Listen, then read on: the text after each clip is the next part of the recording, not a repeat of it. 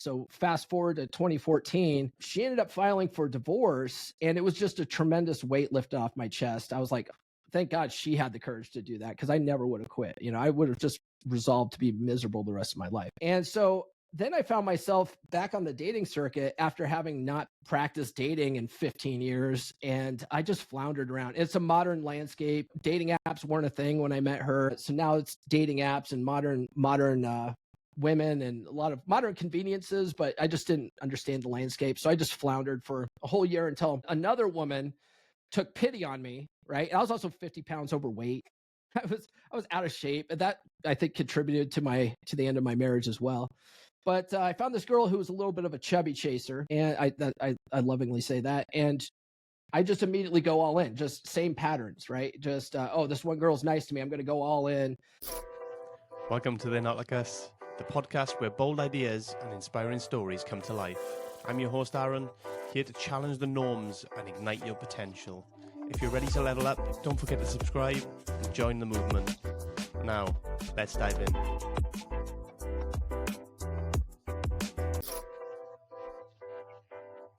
Hello, welcome back to They're Not Like Us. I'm your host, Aaron, and today I'm joined by Paul Bauer. Welcome to the show, Paul. Hey, thanks for having me, Aaron. I appreciate it. Did I pronounce your surname right, Paul? Should I check that? Yeah, Paul Bauer, like Jack Bauer. Yeah, exactly, 24, like yeah? Jack Bauer. Brilliant, yeah. Love that. Uncle Love Jack. That. Haven't seen that for years. That's a blast, that. I love that series, man. When I discovered it, when it first came out, I was going to college. And I couldn't get into it because I had so much homework to do, and I was also working full time. And I just couldn't get into it because you have to watch every episode. But then years later, after I was, an IT manager and I didn't have much going on, on a day to day, I had plenty of time to watch it. And I binge watched all of those episodes. It was a really good series. Yeah, it's brilliant, man. But they do get you because every episode ends on a cliffhanger, doesn't it? Every single one. Yeah. And it's just like you just want to watch the next one and the next one and the next one. Yeah, how's he going to get out of it this time? And then you wait next week and you're like, oh, that's how. Oh, man, now he's in another pickle. Like, yeah, I used to love that. To be fair, I love Kiefer Sutherland. He's brilliant. Oh, yeah. Oh, he's a great actor. Yeah, his dad's a good actor, too. His dad's still around? I don't know if his dad's still around, but Donald Sutherland's good, too. Paul, can you tell people a little bit about yourself so they kind of have an idea of who you are, what you're all about? Yeah, I'm one of those, internet alpha males. I'm a white guy with a podcast, and so people don't like me very much. No, I'm a men's relationship coach now. It didn't start off that way though. I got into the space after some pretty hard times, right? Like just to give you my Batman origin story, I was one of those guys that was pretty good with women when I was in high school and in my late teens and stuff like that. But I always had this sniper mentality when it came to dating, right? Like one girl at a time, and like the one girl that's nice to me, I go all in on this one, and I think she's the one, and right.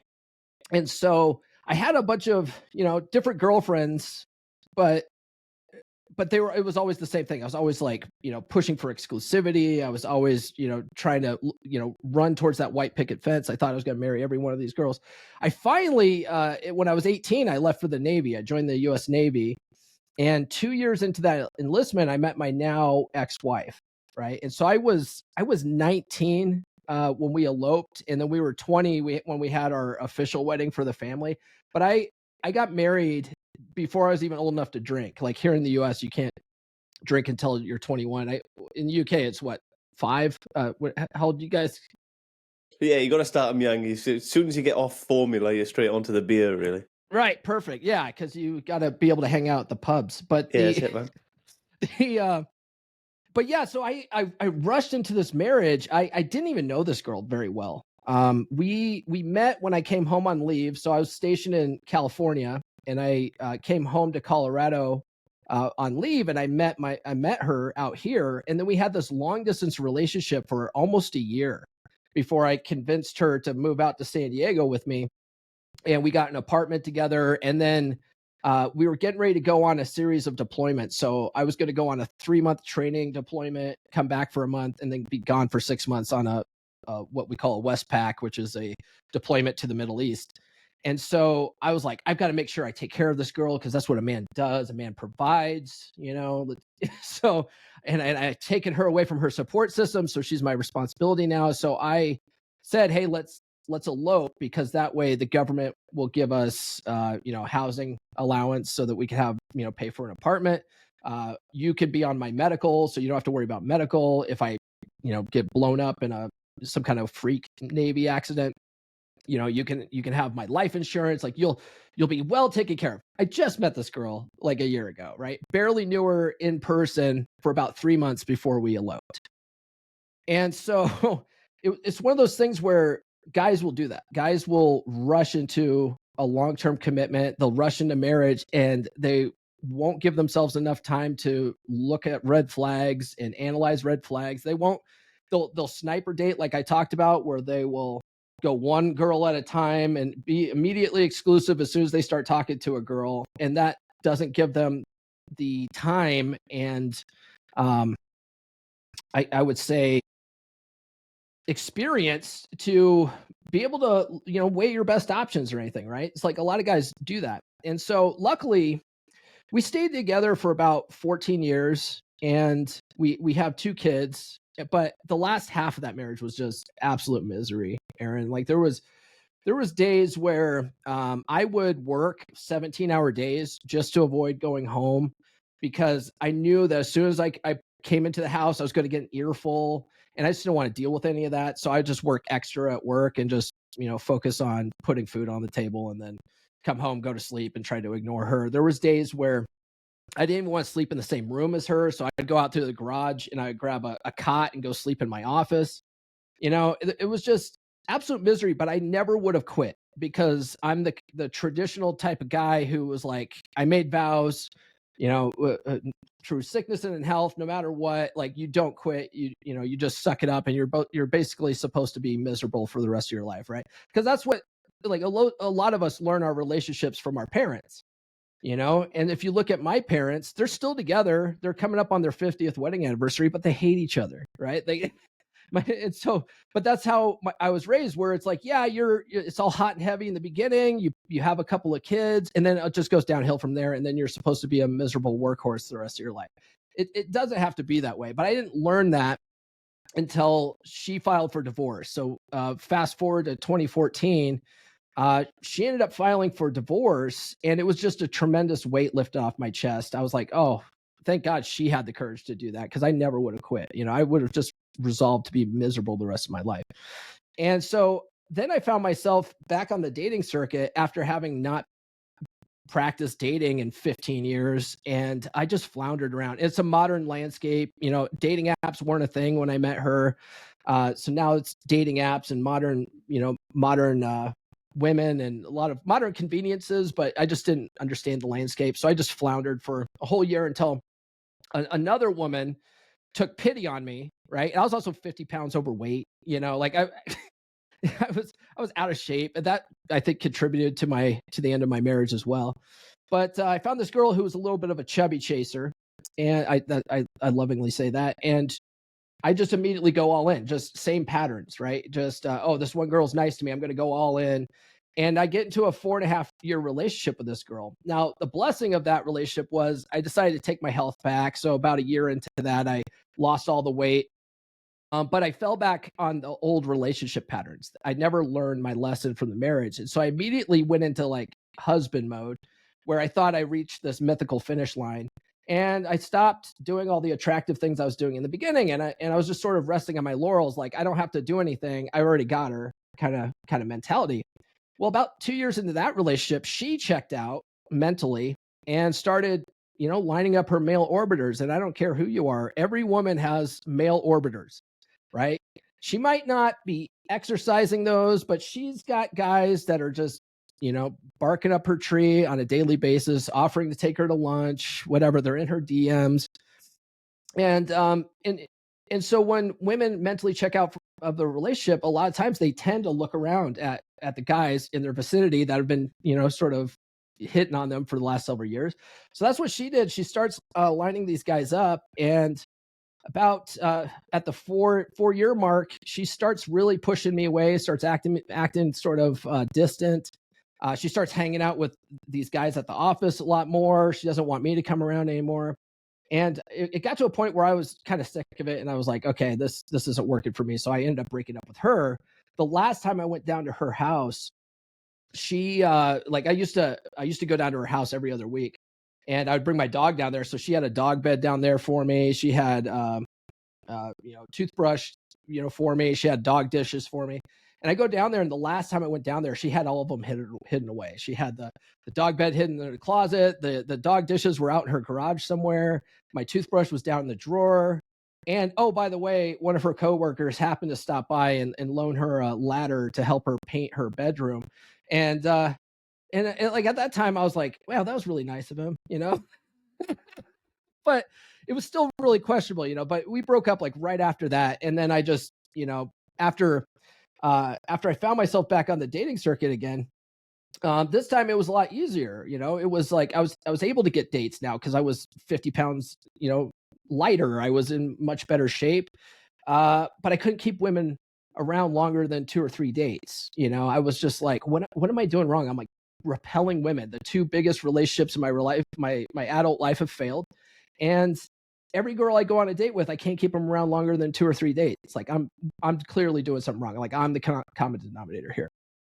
So I decided one of the blessings from that last relationship was she was really big into audiobooks. And so I was like, I bet you there's some audiobooks that'll help me figure out women better and the psychology of attraction and relationship dynamics. And because a lot of guys don't realize this, most people, women especially, we just don't have the skills to maintain and manage relationships. That's why divorce is like we have a 50% divorce rate in the West.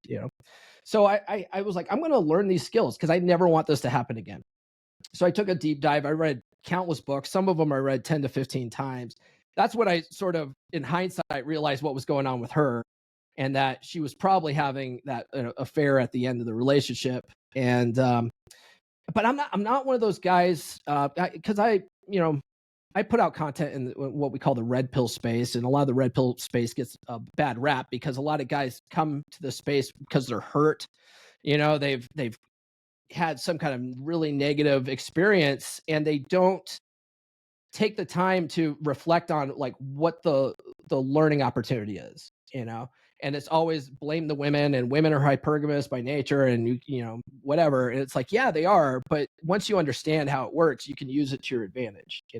So that's what I try to do in the space. I try to take these basically biological and psychological truths about men and women and figure out, hey, how do we make this work? Right. And so I never want what happened to me in those two relationships to happen to another guy, because it hurts, man. It hurts going through a divorce. It's scary. You lose half your crap. It took me about 5 years to get out of debt after that, because I had to get a new place, refurnish an apartment, like all that kind of stuff. I had to pay her over $100,000 in alimony over a period of 5 years. I'm still paying her child support, even though one of my kids is an adult now, and the other one is he's got about 4 years left in high school, so I still have to pay her child support. I mean, it's a financial and emotional crap storm that guys don't realize that they can avoid if they have some of these skills. So I've sort of made it my mission to teach men uh, some of these relationship skills and understand women's hypergamous nature so that they can use it to their advantage and maintain healthy relationships in the process. Yeah, and that's the thing, Paul. I think as well that I think, like you say, the red pill space gets a lot of criticism, and I think that's because a lot of people see the extremes in that side of it, where people go too far one way or too far the other way. You know what I mean? And that's the danger, right? We go to the extremes and we're not looking at things objectively. But it sounds like you're looking at things objectively, and and trying to understand what's actually going on, and how we can benefit, I suppose, or how we can actually play the game that the way that everybody else is playing it. I suppose that's Yeah, well, I mean, and I understand it too because I, I study NLP, right? Neuro linguistic programming. I got certified in that, And one of the biggest things that I found fascinating in that process is just understanding that we as humans have a negativity bias in our brains. Like we're wired to look for the bad in our environment. That's an evolutionary psychology thing because back in the caveman days, you wanted to be hyper aware of like saber-toothed tigers that are trying to kill you, right? That's a negative. So we tend to focus on the negative and we like to gather and commiserate with each other. And so it's much easier for men to get together and blame women, blame the 80% of divorces are filed by women and then never do anything about it.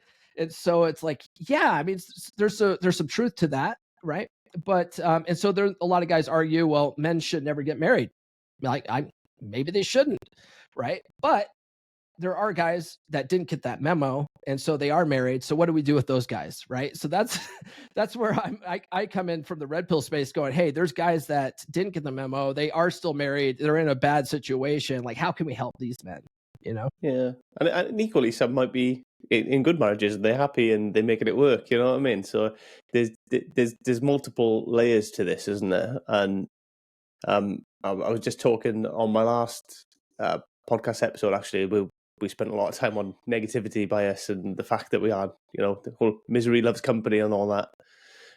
But you have got to be careful in it that you're being objective and you're not just acting from that kind of emotional pain place where you're not seeing the mistakes that you're making as well and the stuff that you could do to make that better potentially, because often it's a two-sided thing.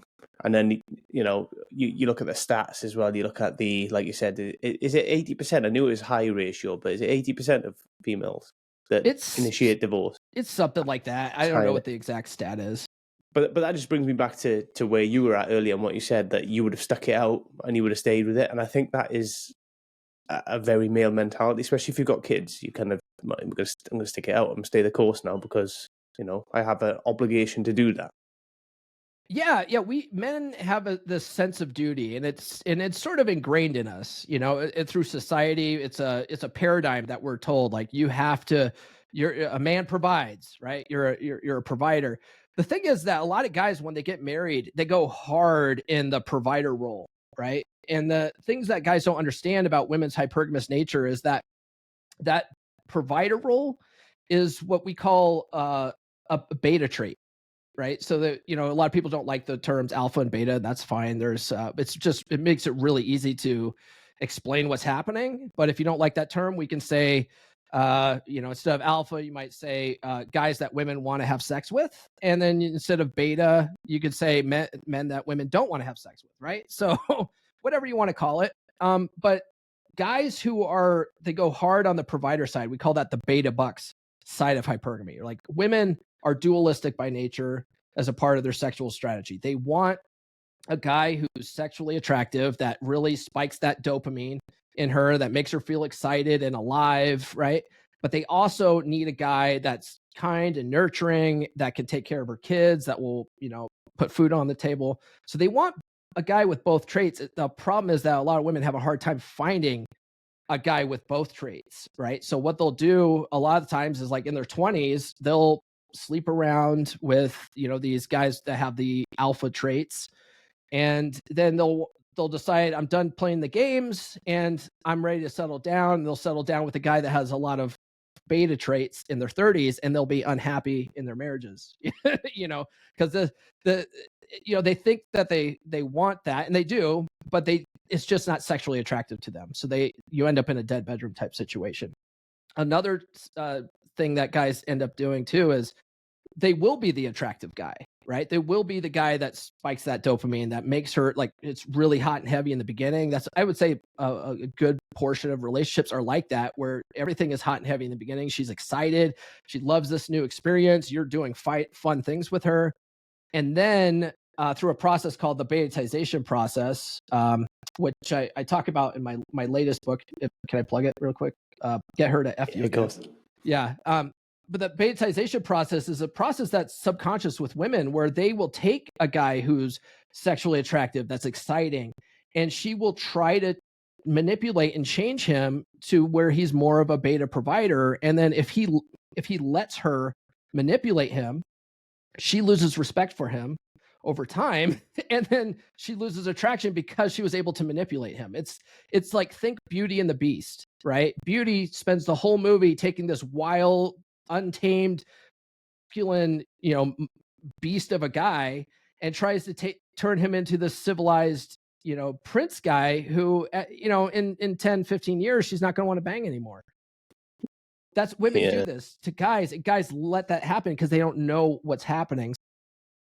So one of the things I try to teach guys is like how to recognize what's happening so that you can stay the attractive guy throughout the long-term relationship. Because if you stay that guy, she's going to look at you like her best hypergamous option. Like, women are always looking, they're like, hypergamy is always asking the question, can I do better? Right. And if you're always that guy who stays attractive, you keep her excited, you keep her engaged, you keep her wanting to invest in you, she's always going to go, can I do better? No, I don't think I can. I think he's my best hypergamous option. And then she'll love you, as women do. And men and women tend to love differently. And just from a psychological perspective, they love completely differently. And a lot of guys get really butthurt by that, because a man's definition of love, it would be like what the Bible defines it as, right? Because, like it or not, men actually wrote the Bible, right? It might have been divinely inspired. You can argue that. I'm not going to get into theology. Men actually put pen to paper and wrote some of the stuff out. So a lot of those concepts come from men on what love should be. But that's not how women love. Like, women love more opportunistically than men do. Men are more of the idealists, the romantics, right? And so a lot of guys, when they find out women don't love them the same way, they get really butthurt by that. And, like, oh, we can't ever have a good relationship. It's like, you just got to let that go. Sort of embrace reality. Yeah, I think I've been through that myself. It's the whole Wizard of Oz thing when you see behind the curtain, and then you're like, really disappointed that everything that you've built up in your mind over, your life, you realize that actually it ain't like that. Yeah, it's like, oh man, I want to be Prince Charming. I want to ride in on a trusty steed and rescue the princess and have her love me happily ever after. It just doesn't work that way. Yeah, And and that's the stories that we told, right? And that's the stories that we like sold on, and it's just about the male sacrifices and strong and saves the day and all that kind of thing. And that's the kind of we grow up on that, right? We grow up on that kind of imagery and that buy into it, and then you get rudely awoken at some point and realize that actually you got to rethink everything that you ever thought. right, yeah, but once you see it, you can't unsee it, right? It's like, if you look at modern romantic comedies, right, or Hallmark movies, what tends to happen in there is actually more realistic than people realize, but that it's romanticized like it's a good thing. But what typically happens is a woman will be with a guy she's not satisfied with. He's kind of a loser. She makes fun of him all the time. He's inept. But then some handsome guy comes into the picture, and all of a sudden she's like, "Oh, I found my true love." So basically, it's romanticized cheating, right? At the end of the day, where she dumps this guy for a better guy. Well, that's hypergamy as an example, but that's, if you look at it from, what can you learn from that? Well, this guy over here that she dumped, he probably wasn't doing the attractive things that would have kept her engaged to begin with. So it's like, okay, whose fault is it here, right? A lot of times it's really easy to point fingers at other people, men pointing fingers at women. It's super hard to point fingers back at yourself, saying, what can I do better to be more of an attractive person that women actually want to be around?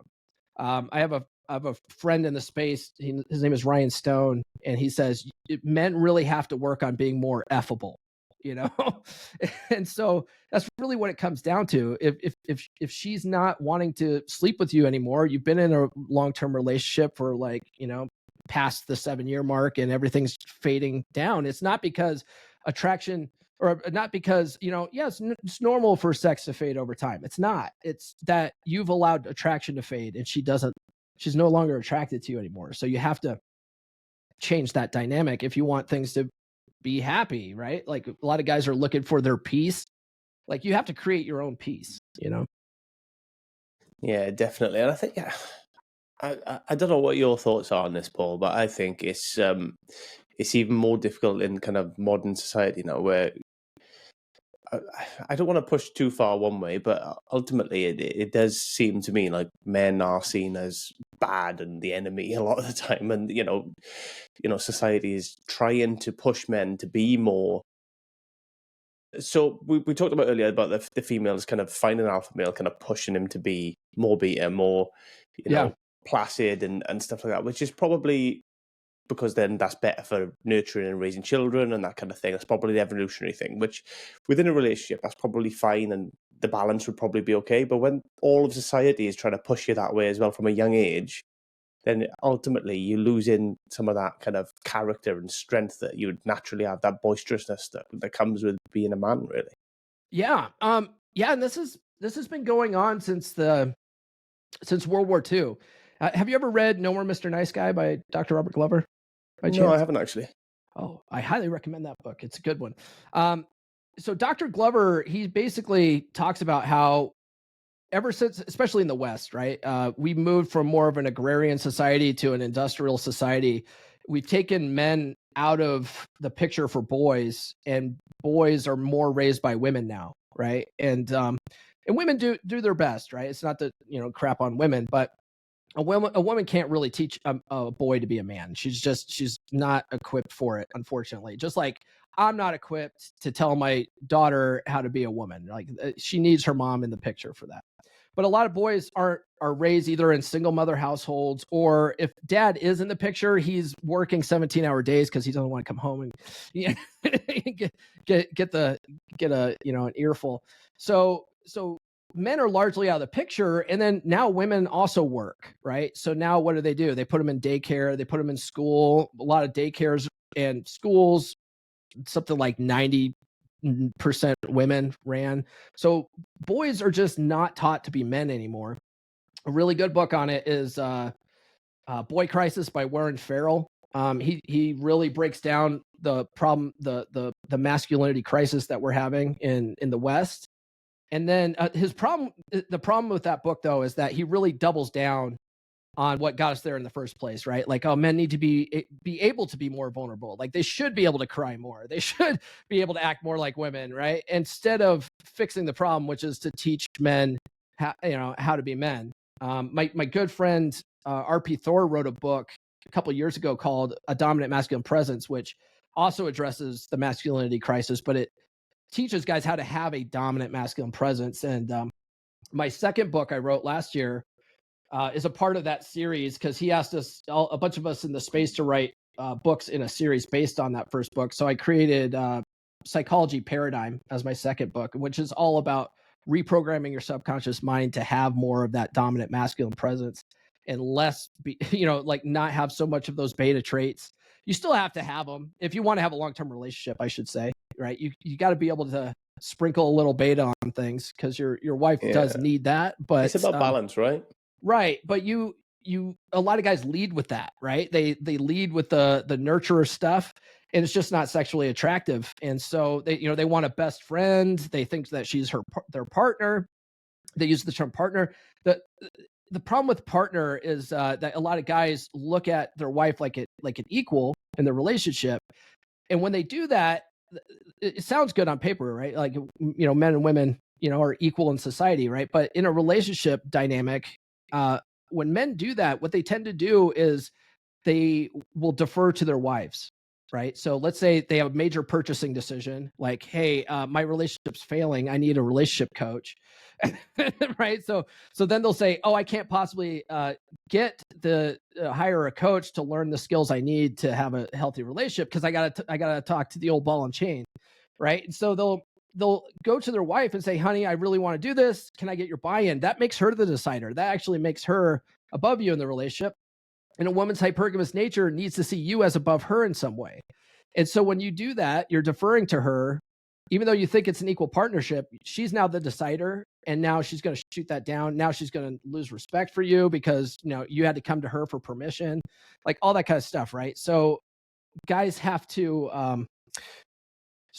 I recommend guys stop looking at their relationships like an equal partnership, and it's more healthy to look at it more like a captain executive officer relationship where and I use that because I'm a former sailor, right? But the captain of a ship, he's overall in charge of the mission of the ship. So your relationship is the ship, right? And your wife is the executive officer, which is still a leadership role, but you're still ultimately responsible. So, she might have some good ideas. There's no reason why you can't take whatever she says under advisement.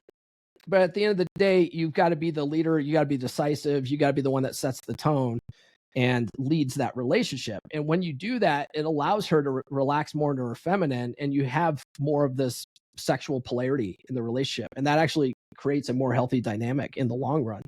But society tells us that we have to be equal partners. So that's completely ruined that dynamic.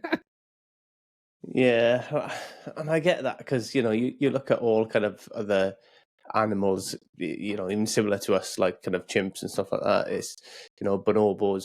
They all have that kind of hierarchy almost, if you want to call it that, which makes it function, and you take that away, and it does make it more difficult, I suppose. And then equally, when I think about that, I think about the decision wise. When you get stuck in that trap where it's just like you just want peace, you just want an easy life, and you just like, yeah, whatever you decide. Yeah, that's what happens. That's what we call classic nice guy syndrome, right? And that comes from No More Mr. Nice Guy. But guys want their peace, so they end up deferring to their wife. They end up just becoming very agreeable. And it sounds, like I said, it sounds good on paper, right? Like, hey, like pick your battles here.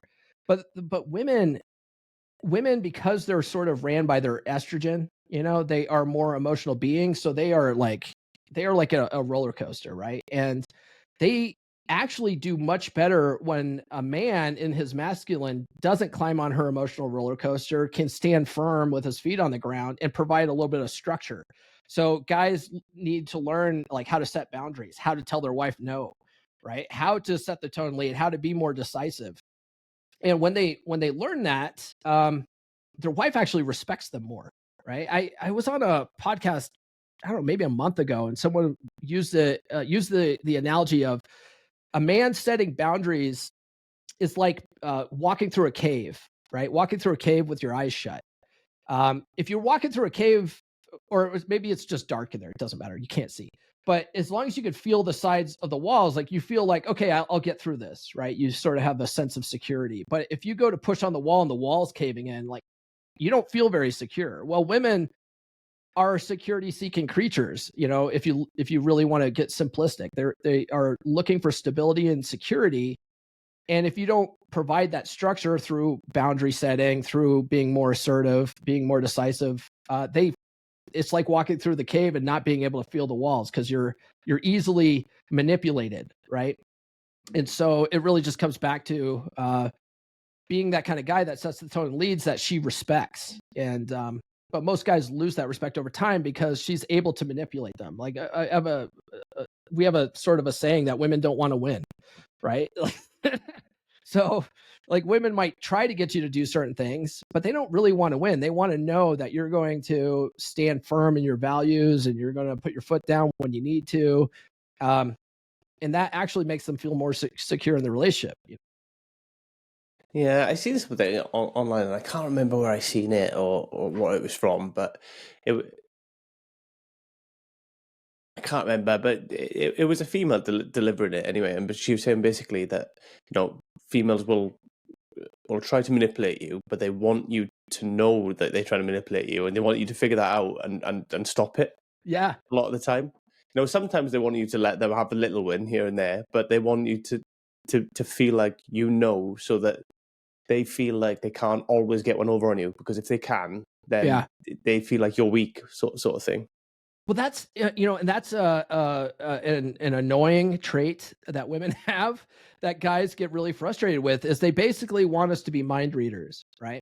Well, you don't have to be a mind reader if you understand what's happening. If you understand women's evolutionary psychology when it comes to intersexual dynamics, like all women do this type of thing to some degree. Some do it more than others, right? But they will all do it to some degree. And so you can't avoid it. So you got to learn how to deal with it. A lot of guys are like, oh, if a woman's doing that to me, I'm going to dump her and move on to the next one. Like, okay, well, the next one's going to do it too. So at some point, you got to learn how to do this. But yeah, women inherently want a guy that gets it, right? They want a guy that just understands what's happening, and they want the guy to play the game with them, but they don't want to know they're playing a game, right? So it's one of those things where you understand what's happening, you know how to sort of handle that situation, because like we call them like fitness tests and frame checks, and like, oh, there's all sorts of different things that women do. And if you know how to handle those, you almost like think it's kind of funny, and it ends up being fun to play this game. And that's all she wants. She wants you to really understand how this works and play the game with her. But a big problem guys get when they get into the space and they start studying this stuff is that when the woman starts doing that kind of stuff, they explain it back to her. Oh, I know what you're doing. You're doing what we call a fitness check, and this is how I'm handling it. I'm doing an agree and amplify. you know, and then women are like, ugh, like that disgusts me, and this red pill stuff is toxic and all this stuff, right? It's like women are like, oh, it's so manipulative and all this kind of stuff. It's like, okay, well, women invented manipulation. We're just swapping notes here, trying to teach the men folk how to deal with that. But women actually don't like that either, right? They don't like if you have to learn this stuff, that means you don't inherently get it, and that means you're not the right guy, right? This is their woman thinking, right? It's not rational, it's emotional. But if you don't just inherently get it, or at least if she doesn't believe that you inherently get it, like that will make her lose attraction too. Like, oh, you have to be taught this, right? Yeah. So a lot of the times when I'm working with men, I'm like, we don't want to tell your wife that we're doing this, right? This is a sneak attack. We are going to level you up. We are going to give you the skills you need, and she's going to see these changes in you and go, I don't know what's happening here, but I like it, right? And that's where you want to be. You want her to have that sort of hamster wheel going. But if you tell her, hey, I'm going to start learning how to game you, and I'm going to learn how to be more attractive for you, she's going to be like, what do you mean you have to learn that, right? Like all of a sudden that's unattractive behavior. Yeah, but do you think that's a genetic thing? Because when I think about that, I think that, part of it, and it maybe subconsciously, that they're looking for somebody who has good intuition, because somebody who has good intuition is somebody who can, make good decisions, look after you, and be that person that's going to pick up on things quickly and keep them safe almost. Well, yeah, it comes from their evolutionary psychology, right? This is a trait that they've developed over thousands of years of like, hey, I need a guy who can acquire resources for me. And a guy that can acquire resources typically has these types of traits, They're decisive. They set the tone and lead. They keep their emotional control during a crisis situation. Like all those types of things, women naturally, like confidence, for example, right? Women are just naturally drawn to a confident man because it's the traits that guys have that can acquire resources. If you look at some of the most successful men in the world, like some of the top earners, if you ever read the book Think and Grow Rich, the Napoleon Hill talks about this. He says the most successful men in the world make decisions very quickly and change their minds very rarely. Well, that's a trait of a successful person. So a lot of guys are complaining, oh, women just want a guy for money. No, it's the traits that you could use to acquire money that they find attractive. But that is a part of their wiring. That's like their firmware. They're looking for guys that can do that sort of thing. It's just that most guys aren't told that anymore, right? Or they don't pick that up from their fathers anymore, because a lot of men are very weak now. Yeah, and I think society, again, like I say, society pushes you to move away from that from a younger age now as well. So you're not kind of rewarded for being that brash, I'm going to go and do this kind of attitude. They want more agreeable people, and more, I don't know, more passive traits, I suppose. Yeah. But no, society definitely pushes it, and the funny thing is too is I often say on my show, men aren't the only ones that are blue pilled. Like women are we call like red pill and blue pill. It's a throwback to the Matrix, but women are raised with the same social programming that we are, right? So they think, yeah, equal partnership's good. I want a guy that's more caring and nurturing. I want a guy that's more vulnerable, right? but then they are consistently unhappy in relationships. And they're like, I don't know, where have all the real men gone? You hear that all the time, right? Well, it's because guys aren't, they're not doing what nature wants us to do, because society says, oh, we need to change all that, for the sake of, equality or whatever.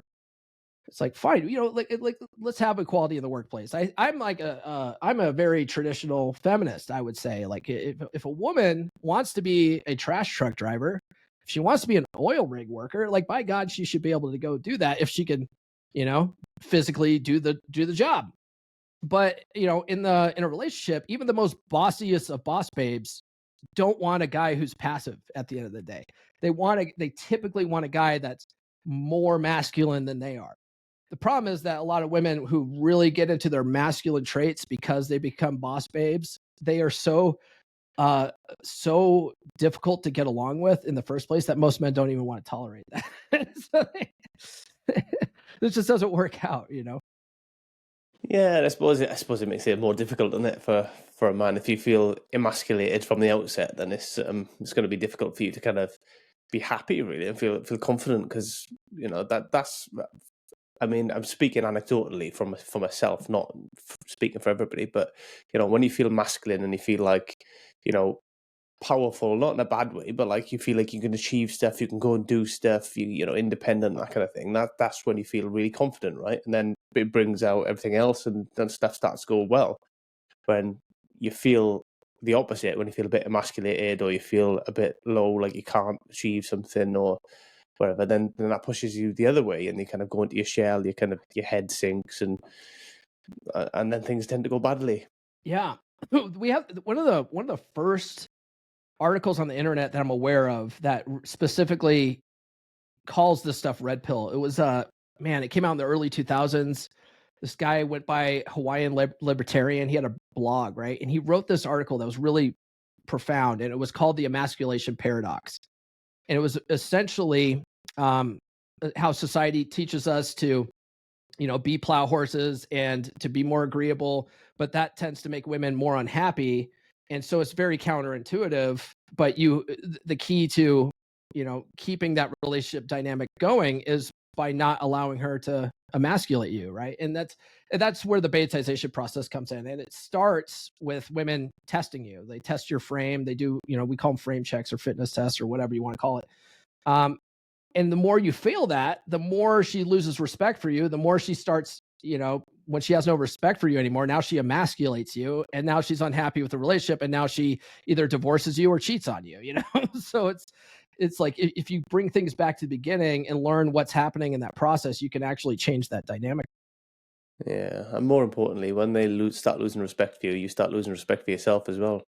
Oh man, yeah. There's a lot of guys when they come to me, they man, when they're in a dead bedroom situation, there's no worse feeling than that, right? Like, where some of these guys, they haven't had sex with their wives in like 5 or 6 years, right? Their wife just, whatever excuse under the sun, barely talks to them anymore, and these guys just feel like very less than, very depressed. One guy came to me, and he was like, he almost had tears in his eyes, because when we had our call, and I was sort of bringing up, like, okay, like, how does that make you feel, and man, you could just see it, like, him welling up, because it just makes guys feel like absolute garbage. And you don't have to feel that way, right? Like, you can change this around. But a lot of guys, what they'll end up doing, because divorce is so popular nowadays, is they'll either rush to get divorced and think their next marriage is going to be magically better. Divorce rate in the West for third and fourth time marriages, or I'm sorry, second and third time marriages, it just goes up, right? So it's a 50% divorce rate for first time marriage, and then it's something like 70% divorce rate, 60 or 70% divorce rate for second and third time marriages. It's because people never learn the skills to maintain that. They also don't learn how to pick better women. There's a lot of guys, like I said at the very beginning, they just rush into the first girl that's nice to them, and they never take the time to exercise their options and spin plates and date multiple women, and then find, like, the cream rises to the top when you do that. That's why women do that. Women, we call it spinning plates. Women just call it dating. You know, they are always exercising their options, and they're trying to find their best possible option. Like, well, guys need to sort of adopt that strategy because it works really well, you know. Yeah, I think when like thinking about it, when people kind of leave one marriage, go to another one as well, they tend to find or look for somebody who's completely different or appears completely different at the start. Mm-hmm. But I think the issue is never the start. Is it the start is always pretty good from my experience. The start is always pretty good, but then Yeah. once you move on, it becomes difficult because that's with time and with more decisions being made and more stuff happening. That's when you kind of go down that road. And if that's the way that you are and you haven't learned how to be different, then you're going to end up going down that road again with whoever you're with. Oh yeah, no, that's exactly what happened in my that relationship. That I call her red pill chick, because it wasn't until after that second relationship that I sort of had this epiphany that I was the problem, you know. But yeah, that's exactly what happens.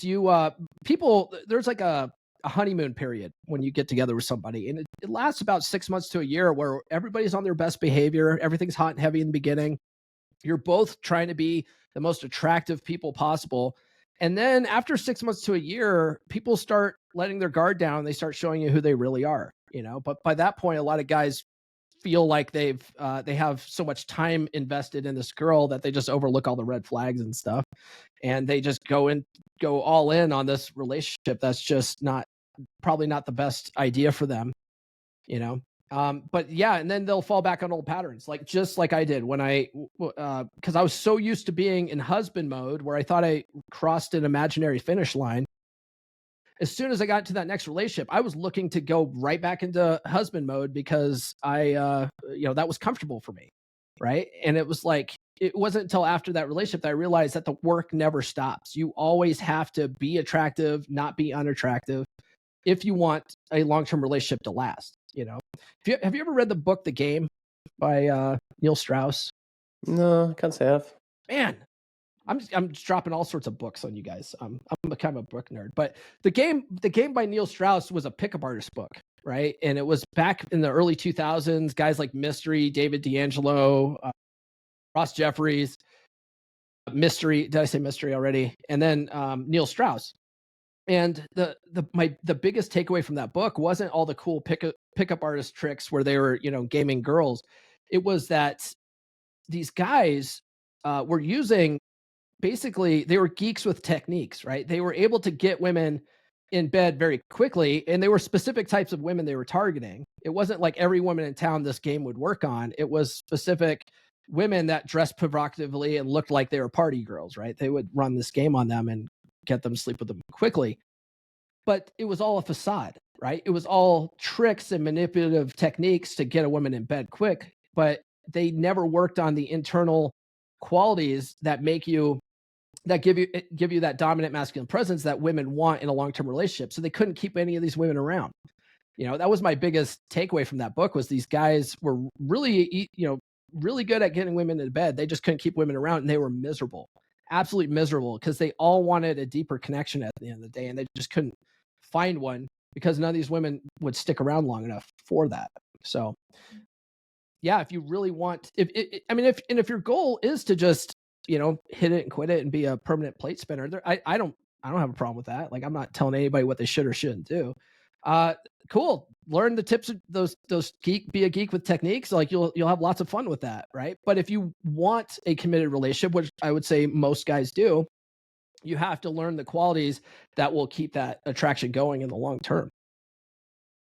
Yeah, and I think that's a bit of a paradox on what people think, right? Because I think most men do want that, but the societal view is that men want the opposite, right? Yeah. Well, I mean, so we talked about like women's hypergamous nature, right? Well, men are polygamous by nature. Or polygynist by nature. We do want to. We are hardwired to want to spread our seed far and wide, you know, and have lots of sex, like unlimited sex with unlimited women. Like, that's sort of our hard wiring. Society has really told men not to want that, but you'll still find men who either get into long-term relationships and they still like step out on their wives, right? Or they'll, but well, we can talk about that in a little bit. Or what they'll do is to satisfy that itch is they'll watch a lot of porn, because porn gives them that sort of escape where they can almost like mentally feel like they're having variety without really actually having variety. So we're wired that way. Now the difference between men and women cheating is that because of women's hypergamous nature, women are more likely when they cheat to fall in love with the person they're cheating with and not be in love with the guy that they're cheating on anymore. Right? Women are like 9 times out of 10 going to be madly in love with the new guy. Right? Men, on the other hand, because we're wired to sort of look at sex like it's a utility, we and like a sort of a entertainment. We actually, men can cheat on their wives and not feel anything, and nine times out of 10 they don't feel anything, and it's just to have that variety, and they still love their wives. So it's because men and women are wired differently. I'm not saying one's better or the other, or men and women should cheat or whatever. I'm not going to get into that, but that's just what it is. Yeah, I've read an interesting book recently that I don't know if you've read it. It's The Ape That Understood the Universe.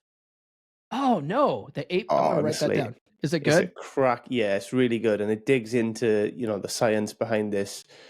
Um, but well, behind all of this stuff that we've been talking about, really, about how genetically it's kind of evolved, how psychologically things have evolved, and it's really interesting, and it has quite a lot of interesting takes on the stuff. It's quite a long one, in depth, but it's really, really good. I'd recommend it. Is it like a story, like like a novel, or is it No, it's not a novel, but it's Let me have a look. I've got him here somewhere. Let me find the chat. I have a friend in the space. His name is Paul Benjamin. He likes to use ape studies to discuss intersexual dynamics with humans because they work very much similar ways, right? Like men are very hierarchical and women are more what is it? They're more like a committee driven, right? So the community driven. And so women do, like, the female chimps, they all want to be the good chimp in the community, or at least appear that way, right? And it's like it's very interesting how like men and women are very similar to our ape cousins. Yeah, it's by Steve Stewart Williams. It is the book, and he's a scholar that works in the field essentially about kind of genetic development and that kind of stuff, and human psychology and a combination of those things. And he digs right into the weeds of it. It's really, really, it's opened my mind up to lots of different things and ways of looking at stuff and thinking about things. So it's very pertinent for what the stuff that we've been talking about, and I think you'll be quite interested in it. So it's worth a read. If it's on Audible, I'll definitely add it to my Audible Yeah, list. well, I say read. That's what I've been doing and listening to it, to be fair, in the car. But yeah, Oh, it's good. really Yeah, good. my man. Yeah, Yeah, if I have to sit down and read a paperback, it'll take me months. But if I can get it on Audible, which all my books are on Audible, if I can get it on Audible, it's like I can knock out a book a week, because I listen yeah, to it while I'm same. at the I'll bang gym. it on the car. Yeah. This is a long one, mind. I think it's a good 9 hours. I think. Ooh. Yeah, Okay. it's a big one, but it's worth it. It's definitely worth it. I don't mind longer ones if they draw me in and keep me Yeah, engaged. But if they're too long and I'm like, oh God, I'll yeah. skip it. No, there's a lot of value in it. It is very good. I would Oh, recommend it. all So, right. Yeah, I'll add that to my list. but yeah, it digs into all the kind of genetic developments, and it compares how we've developed versus kind of chimps versus bonobos versus all these other kind of animals and species, and kind of the explanations behind why, and the different theories that exist about why and stuff within the scientific field, really. So it's more that than kind of mainstream stuff. It's more what's scientifically accepted, and what they think moving forward, which gives a good kind of baseline and understanding for this kind of stuff, because it goes into relationships and why we are different, men and women, and why we want different things and why we're looking for certain things. And then it goes into kind of group dynamics, why groups are different and stuff. It's really good. Okay, yeah, that sounds good. Paul, I've been meaning to ask you since you mentioned it at the start, when you're in the Navy, did you ever go to Bahrain? Yep, I've been to Bahrain. Yeah. Manama, because I've been to the Navy base there in Bahrain. It was pretty decent, to be fair, because I was in the Royal Air Force. Were you? Okay, yeah. We used to call that place ASU, the Alcohol Support Unit. Yeah, it was brilliant. Because like I think we had this little shack basically. Because like Brits, when we go away, we have terrible stuff. And whenever we can get the chance to go to like American Air Force base or naval base, wherever it is, it's so much better because you have like huge gyms and like everything. You have bars and shops, and honestly, it was brilliant. You know what though? On U.S. or on British Navy ships, they have alcohol on the ship, but we don't on our ships. So like if we could get a chance to go over to like a British ship or whatever, like we usually get blitzed. Yeah. That's the only thing we do better, because I think like every American base I've been to, even the ones with alcohol, they have like a 2-can rule or something, but we'd be getting leathered all the time. Oh man, well, we definitely didn't. The last time I was in Bahrain, my friend and I, we must have drank 9 pitchers of Strongbow. You know what Strongbow is? Yeah, man. Yeah. Yeah, it's hard cider, right? We drank 9 pitchers of that, and I could barely walk, man. Like back to the base, I was so sick that night. Yeah, Bahrain's a good place. I really, really loved it. It's pretty westernized, right? Well, yes and no. Like you can go out in town. There's the souk. I went to the souk there, which is like a swap meet. They have like Pizza Hut and stuff like that, but it's still very. When did you go, Paul? Because when I went, they had a Baskin Robbins. They had everything there. They had a big cinema complex, and they had loads of stuff. I think the last time I was there was in 2000. Yeah, so they might Oh, it might be a lot better now, but back then they it was still very conservative. A lot of women wearing, was it facial coverings and stuff like that. And yeah, well, when I went 2013, it was very westernized, and they were very kind of they've done a lot of development there, and it's very tailored to the American market as well. So it was pretty good. Okay, yeah, maybe it's more like Dubai now. But yeah, when I went there, like you couldn't get alcohol out in town. That's why we would stay at the base bar and get lit up there. Otherwise, it's more fun to go out in town in local places to get lit up. Oh yeah, we used to go out in town all the time. That's the thing. So did have loads of bars and places that you could just go and drink and stuff. So they are kind of copying that kind of Dubai kind of template, really. Yeah, because Dubai, I mean, that place is just a resort town. Like that. Like lots of Russians out there. A lot of Russians vacationing out in Dubai and stuff. But yeah, Bahrain, when I went there, it wasn't the greatest place. I remember the first time I went there in '98, I stayed at Menai Plaza, which was like a hotel ran by Marines. So it was basically barracks. They just took over a hotel, and they would put like 10 sailors in a room and just have mattresses everywhere. And I just remember one time, like when I first got there, they had like a helicopter landing area surrounded by razor wire. And then they had Marines with M14s, at the ready. And I remember I ordered a pizza one night, and I go down to the front gate because the Marines called me down. I go down there, and they have a machine gun in the guy's face while the other guy's checking the pizza for bombs. And I'm like, oh man, here's an extra tip, bro. Like, sorry for you having to deal with that. I'm just trying to get my pizza here. But so maybe it's chilled out quite a bit. Yeah. Yeah, I think they've definitely gone down that Dubai route now. It's pretty relaxed out there, and it's quite a nice environment. They've done a lot of construction and stuff. Oh, good. Okay. I still don't want to go back, but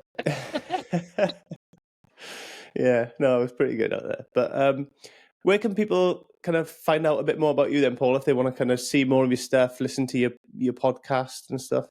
I think the best place to go would be go to my website, fixeddeadbedrooms.com. It's a blog, and I try to put up daily articles if I can on just tips to fix your marriage dynamics or a long-term relationship. If you're not, officially married, that's fine. It'll help you with that too. You can find all my books there. I have 3 books available, and then you can find the podcast there. I highly recommend you guys get my latest book. If you are in like a situation where your wife really has lost that attraction and sex is like, if it's happening at all, it's like once a month or and when she does it, she's like a starfish. Get my latest book. Get her to F you again.